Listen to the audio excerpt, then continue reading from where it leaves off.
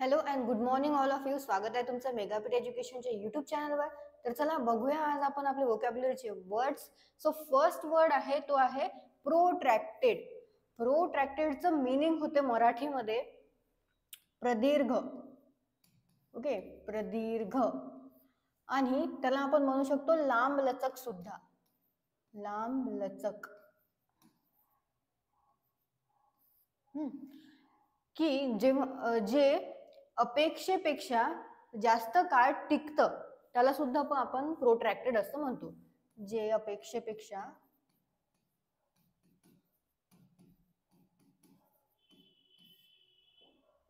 किंवा नेहमीपेक्षा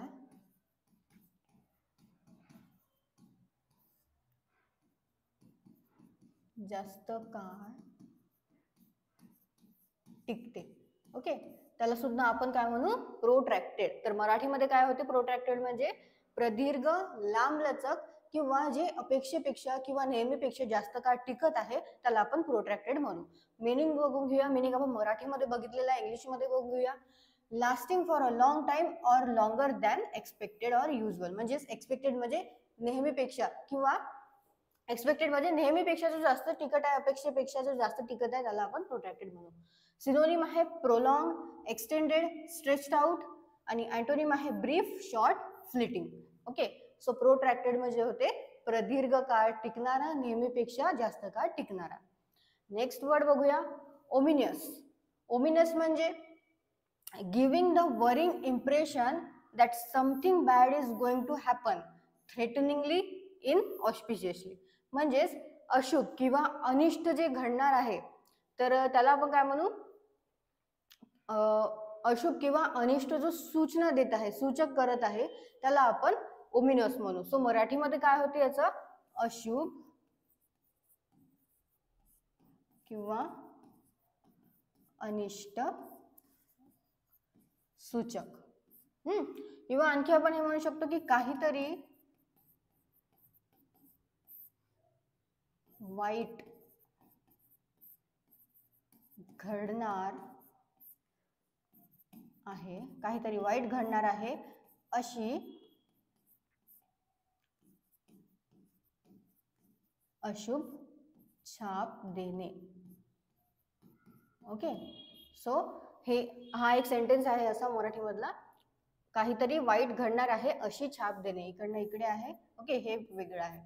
तर अशुभ, अनिष्ट सूचक किंवा काहीतरी वाईट घडणार आहे पुढे अशी एक जो छाप देतो त्याला आपण म्हणू ओमिनियस. त्याचं सिनोनिम बघूया. सिनोनिम आहे थ्रेटनिंग, मिनान्सिंग, बेलफुल. आणि अँटोनिम आहे प्रॉमिसिंग, ऑस्पिशियस, प्रॉप्टियस. नेक्स्ट बघूया पोर्टेंट्स.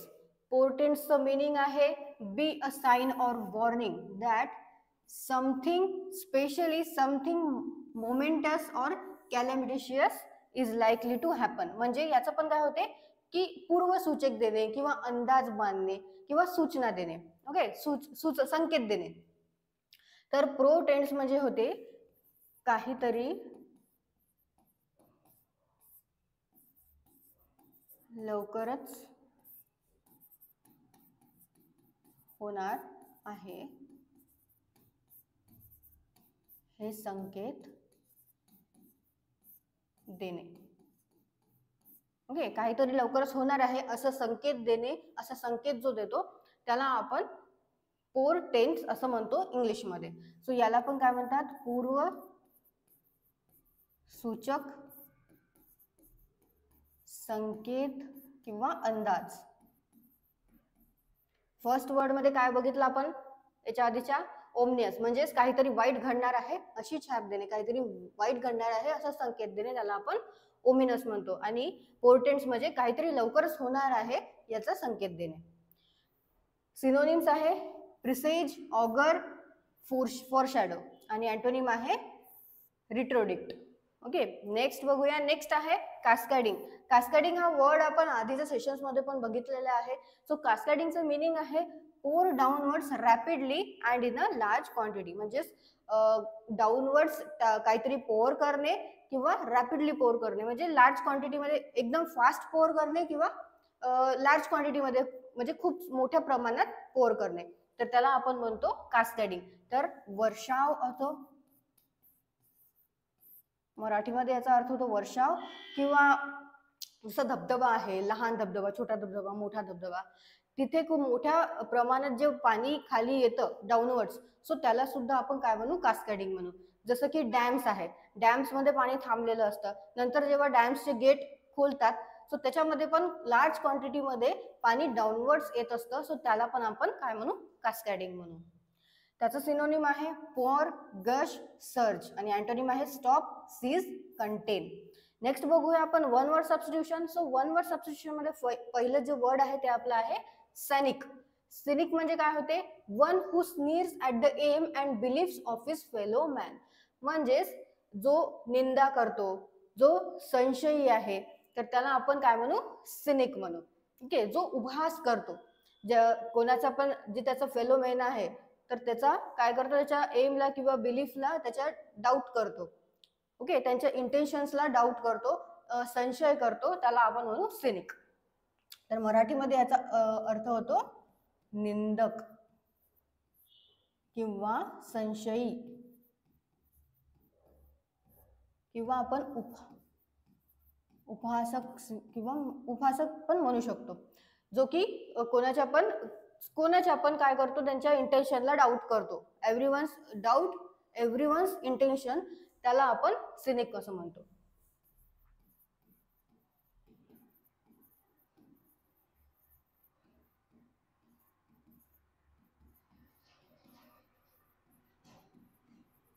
ओके, तर वन वर्ड मध्ये त्याला आपण काय म्हणतो, सिनिक. नेक्स्ट आहे रिस्पायरेशन. रिस्पायरेशन काय आहे, the process by which plants and animals breathe, म्हणजे श्वास घेणे.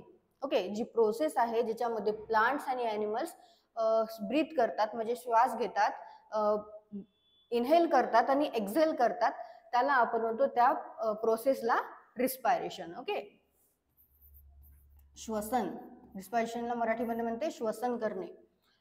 ब्रीथ करणे म्हणजेच इनहेल करणे आणि एक्झेल करणे, त्याला श्वास बाहेर काढणे किंवा श्वास आत घेणे, त्याला त्या प्रोसेसला आपण रिस्पायरेशन असं म्हणतो वन वर्ड मध्ये. नेक्स्ट बघूया इडम्स अँड फ्रेजेस मध्ये. फर्स्ट आहे बुल सेशन. बुल सेशनचं मिनिंग आहे, if you have a bull session you have an informal group discussion about something. म्हणजेच फॉर्मल डिस्कशन नसणे. फॉर्मल डिस्कशन कधी होत असते, जर समजा ऑफिस टायमिंग मध्ये मीटिंग होत असते ऑफिसमध्ये, त्याला आपण फॉर्मल डिस्कशन किंवा फॉर्मल मीटिंग असं म्हणतो. पण ऑफिस टाइम संपल्यावर जी मीटिंग होत असते, किंवा ऑफिस टाइम संपल्यावर जो एक ग्रुप मिळून, एक फ्रेंड्स ग्रुप मिळून जो एखाद्या रेस्टॉरंटमध्ये किंवा कुठे बसून जी मीटिंग करत असतात, जी डिस्कशन करत असतात, त्याला आपण म्हणू बुल सेशन, म्हणजेच एक इन्फॉर्मल डिस्कशन त्या ग्रुपचं. ओके, नेक्स्ट बघूया break the ice. Break the आईसचा काय आहे meaning, when you break the ice you get over any initial embarrassment or shyness when you meet someone for the first time and start conversing. म्हणजेच break the ice म्हणजे समजा आपण कुठे गेलो आहे, एखाद्या कार्यक्रमामध्ये गेलो आहे, तर आपण तिथे फर्स्ट टाइम गेलो आहे, फर्स्ट टाइम सगळ्यांना भेटलेलो आहे, तर आपण थोडंसं एम्बॅरस होऊ, थोडंसं शायनेस येईल आपल्यामध्ये, आपण त्यांना म्हणजे शाय फील करू थोडंसं त्यांच्याशी बोलण्यामध्ये. पण आपण जर बोलणं स्टार्ट केलं, किंवा एखादं एक्झाम्पल घेऊ, की एक्झाम्पल आपण घेतलेलं आहे, जसं की आपण एखाद्या प्रोग्राममध्ये गेलेलो आहे, तर आपण कोणाचंही काही हे न करता, कोणालाही ध्यानात न घेता डायरेक्ट आपण बोलणं स्टार्ट केलं. शायनेस म्हणजे एम्बॅरेसमेंट फील नाही केलं, शायनेस फील नाही केलं, डायरेक्ट बोलणं जर स्टार्ट केलेलं आहे, म्हणजे त्या वातावरणामध्ये आपण फ्री केलेलं आहे वातावरण, तर त्याला आपण काय म्हणू, ब्रेक द आईस. म्हणजेच तुम्ही वातावरण काय केलेलं आहे, हलकं फुलकं केलेलं आहे, म्हणजे तुम्ही एम्बॅरेसमेंट फील नाही होत आहे तुम्हाला, तुम्ही तिथं शाय पण नाही होत आहे, आणि डायरेक्ट तुम्ही तिथलं वातावरण हलकं फुलकं करून टाकलेलं आहे, तर त्याला आपण म्हणू तुम्ही ब्रेक केलेला आहे ice, break the ice. Okay, मराठीमध्ये होतो याचा अर्थ वातावरण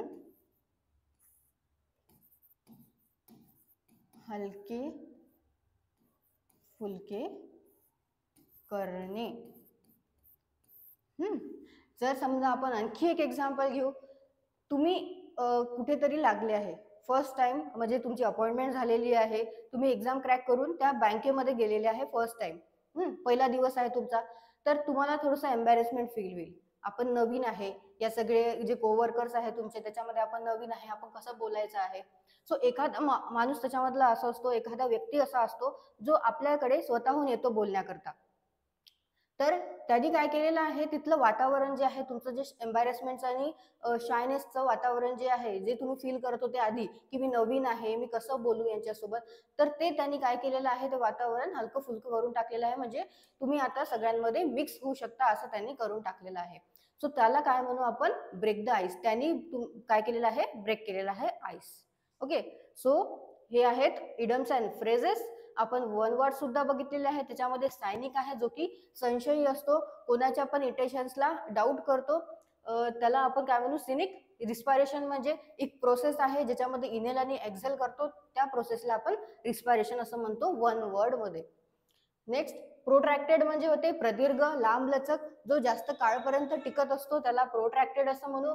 ओमिनस म्हणजे काहीतरी वाईट घडणार आहे असा संकेत देणे, असा संकेत येणे किंवा काहीतरी अशुभ होणार आहे असा छाप देणे, त्याला आपण म्हणतो काय, ओमिनस. नेक्स्ट आहे पोर्टेंट्स. पोर्टेंट्स म्हणजे जो की संकेत देतो, अंदाज देतो, काहीतरी लवकरच होणार आहे असा जो संकेत देतो त्याला आपण पोर्टेंट्स असं म्हणू. नेक्स्ट आहे कास्केडिंग. कास्केडिंग म्हणजे जे रॅपिडली, खूप जास्त प्रमाणात आणि रॅपिडली जे खाली डाऊनवर्ड्सला येत आहे, पोअर होत आहे, त्याला आपण कास्केडिंग म्हणू. ओके, सो हे आहेत आपले आजचे वर्ड्स. याच्यात तुम्ही सेंटेन्सेस तयार करा म्हणजे तुम्हाला आणखी लक्षात राहील, आणि आजचे खूप वर्ड्स खूप इझी होते, त्यामुळे आणखी एकदा वाचल्यावर तुम्हाला ते इझिली लक्षात राहील. थँक्यू.